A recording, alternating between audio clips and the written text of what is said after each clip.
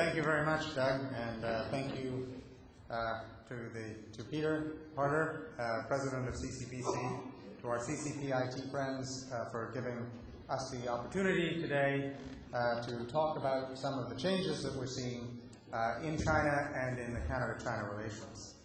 Whose crisis? What crisis? Living in China as I do, it's sometimes hard to remember how deep the crisis is in parts of the world like the United States that Doug spoke about. The crisis really has three levels, I think, of relevance for China today, one of which is a repositioning of China globally at the global political level, the global economic level, as a significant policy player, as a significant force of stabilization, as a very influential member of the G20, as a country that is giving increasing speculation to the emergence of a G2 between China and the United States, and a country that is now thoroughly engaged, as Doug said, in global management. Second level, the implication of the crisis is it has led to a rebalancing of the domestic economy in China, a massive stimulation of domestic demand, domestic consumption, which has its own implications, which I will talk a little bit about, and a shift as well geographically in China, which those of you from Chongqing and other places can also attest to. The third, related somewhat to the first, is a maturing of Chinese external and internal capital markets, a change in the pattern of global capital flows, as we watch Chinese participants in the global market, both state-owned and private, take advantage of strategic opportunities, low asset prices, and so on. What we've seen in China is, quite frankly, an extraordinary rebound from what we thought a year ago was a thoroughly contagious disease.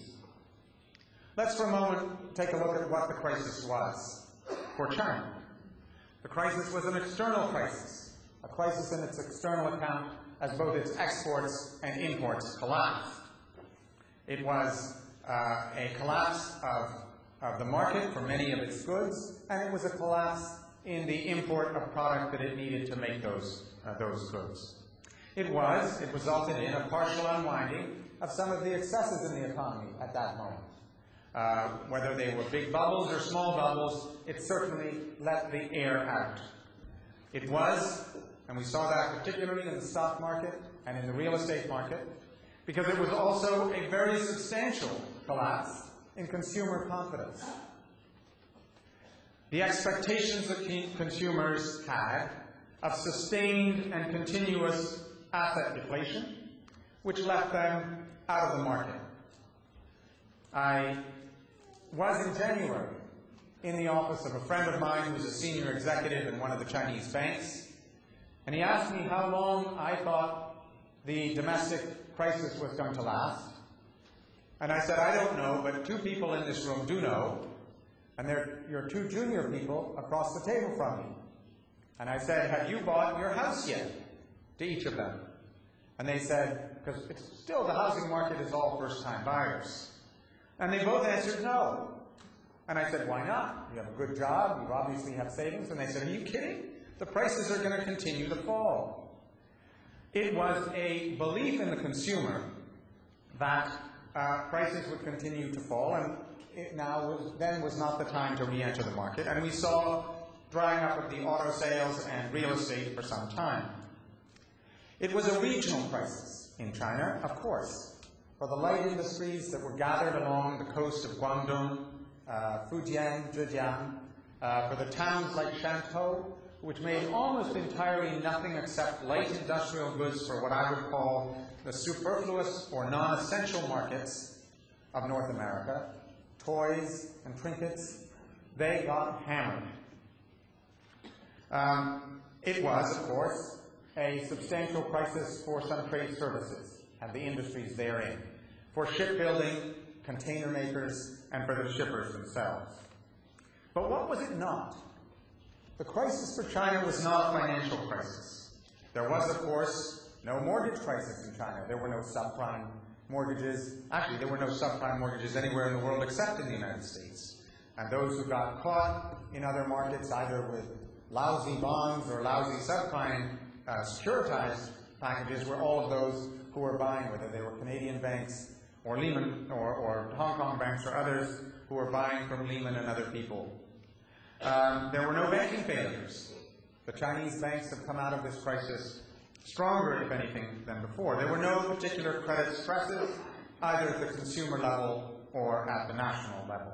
Consumer savings, in fact, actually continued to have increased during the last part of 2008 and in the early months of 2009. It wasn't, except locally, an employment crisis. The comments that people were making internationally, that 20 million people had lost their jobs, were gross exaggerations. Probably somewhere between 5 and 7 or 8 million people lost their jobs and returned to their rural roots. So those are the things it was and it wasn't. And now I'd like to talk about a couple of the realities that we're seeing today. We had a big argument for several years of how coupled or decoupled the Chinese economy was with the Western economy. It was then and is today a silly argument, because things are not as simple as coupled or decoupled. Of course, the export economy in China is very substantially coupled to the markets to which it exports. But what we've seen is that the domestic consumption sector and the external account have become decreasingly directly coupled. And we have seen, in spite of the economists who bemoan the Chinese economy because of its structural imbalance being too much export-oriented and too much investment-oriented and not enough domestic consumption, they overlook the fact that behind very rapid increases in the export account over the late 1990s and early 2000s, right up until last year, we were watching the emergence of a very substantial domestic consumption market itself, probably, according to McKinsey in a report I've just read, that reached, by the end of 2008, an $890 billion market for domestic consumption. And that's not a small market, even though, relative to the size of the overall economy in China, it was not increasing in proportional terms. The national economy, of course, in China was relatively well inoculated from the crisis because of its accumulation of very substantial foreign exchange reserves at the national economic management level, of which Doug spoke about, but also because of very high and sustained national savings rates. And that provided the country the capacity to react to the crisis in a very substantial and quick way. The domestic investment in China was also during this time increasing,